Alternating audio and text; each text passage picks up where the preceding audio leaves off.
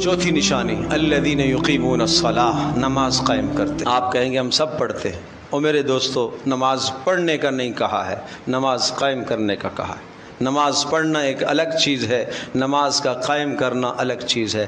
نماز پڑھنا صرف ایک موقع پر ہے، قرآن کریم میں صرف ایک موقع پر نماز پڑھنے کا کہا گیا، باقی ہر جگہ پر نماز قائم کرنے کا کہا گیا۔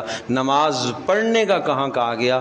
صرف حالت جنگ میں، جب سامنے دشمن کھڑا ہے، نماز کا وقت ہے، تم دو گروپ بنا لو، دو جماعتیں بنا لو، ایک دشمن کے سامنے پہرہ داری کرے، ایک جماعت ادھر نماز پڑھے۔ اس کو حکم ہے کہ ذرا جلدی جلدی نماز پڑھ لو، اس لیے کہ دشمن کھڑا۔ یہاں کہا نماز، فَأَقَمْتَ فِيهِ الصَّلَاةَ فَلْتَقُم مِّنْهُمْ طَائِفَةٌ، ایک طائفہ وہاں کھڑا ہو جائے، ایک جماعت پیچھے کھڑی ہو جائے، ایک دشمن کے سامنے اور ایک نماز میں مشغول ہو جائے۔ یہاں کہا نماز پڑھے، نماز پڑھنے کا کہا، مانا یہاں آداب بجا نہیں لا سکتے ہو، اطمینان سے نہیں پڑھ سکتے ہو، حالت جنگ ہے، حالت خوف ہے، امن نہیں ہے۔ مگر مسجد میں کون سا خوف ہے؟ میں دیکھتا ہوں نمازیوں کو نماز پڑھتے ہوئے دیکھتا ہوں، اتنی جلدی نماز۔ وہ بدو اعرابی ایک شخص آئے رسول اللہ صلی اللہ علیہ وسلم کی خدمت میں، اندر داخل ہوئے اور کنارے میں نماز پڑھی، آ کر پھر سلام کیا۔ آپ نے فرمایا صلی فإنک لم تصلی، جاؤ نماز پڑھو، تو نے نماز نہیں پڑھی۔ وہ پھر گئے بیچارے، جا کے پھر نماز پڑھ کے آئے، پھر آ کے سلام کیا، آپ نے وعلیکم السلام، پھر کہا صلی فإنک لم تصلی، جاؤ نماز پڑھو، تم نے نماز نہیں پڑھی۔ پھر بیچارے گئے، وضو کیا، نماز پڑھی، پھر آئے، آپ کو سلام کیا، پھر آپ نے فرمایا صلی فإنک لم تصلی، جاؤ نماز پڑھو، تو نے نماز نہیں پڑھی۔ کہ اللہ کے رسول مجھے تو یہی نماز آتی ہے۔ پھر پیارے نبی صلی اللہ علیہ وسلم نے نماز سکھائی۔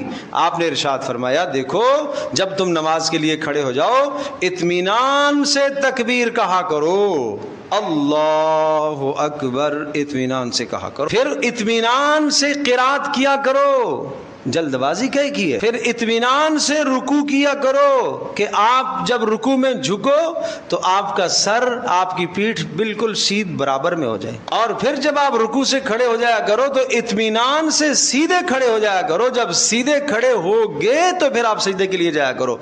پورا سیدھا اٹھا نہیں ہے کہ سجدے میں چلا جاتا، یہ کیا ظلم ہے بھائی، یہ تو نماز کا مذاق ہے۔ پھر جب ایک سجدہ کر لیا تو اس کے بعد اطمینان سے بیٹھو، پھر دوسرے سجدے کے لیے جاؤ۔ کبھی کبھی دیکھنے میں آتا ہے کہ وہ وہاں ہی ہاتھ رکھے ہوئے سجدہ کر کے اوپر تھوڑا سا سر کیا، واپس چلا گیا۔ یہ کون سا طریقہ ہے؟ یہ اتنی جلدی۔ فرمایا چور کو جانتے ہو؟ چور جانتے ہو؟ کہ اللہ کے رسول چور کیوں نہیں جانتے؟ جو مال چوری کرتا ہے؟ نہیں، اس سے بڑا چور۔ اللہ کے رسول اس سے بڑا چور وہ کون ہوتا ہے؟ کہا اس سے بڑا چور وہ ہے جو نماز کی چوری کرے، جو نماز کا چور ہو۔ کیا کرے؟ وہ وقت ٹالتا رہے، پڑھ لوں گا ابھی وقت، ارے جماعت ہی نکلی ہے نا، وقت تو ہے۔ اس کو جماعت کا احساس نہیں، اس کو نہیں پتا کہ ایک نماز چھوڑنے پر، ایک جماعت چھوڑنے پر 27 نمازیں فوت ہو گئی ہیں۔ اسے 1 روپے پر 27 روپے تو نظر آ رہے ہیں، مگر اسے ایک نماز کے چھوڑنے پر 27 نمازوں کا ثواب نہیں نظر آ رہا۔ اس کو فرشتوں کی امین نظر نہیں آ رہی کہ جس کی امین فرشتوں کی امین کے ساتھ مل جائے گی اس کے گزشتہ گناہ معاف ہو جائے گی۔ تو چور جانتے ہو؟ کہا کون؟ کہا اللہ کے رسول کون؟ کہا جو انتظار کرتا رہے، جب بالکل وقت تنگ ہو جائے تو پھر جلدی آئے اور مرغے کی طرح ٹھونکے مارے اور نکل جائے۔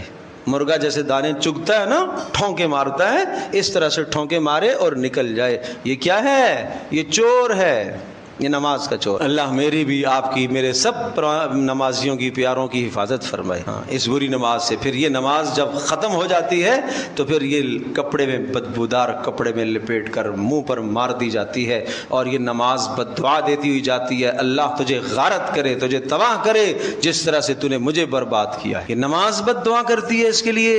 آج دنیا میں لوگوں کی بد دعاؤں سے تم ڈرتے ہو، نماز کی بد دعا سے ڈرو۔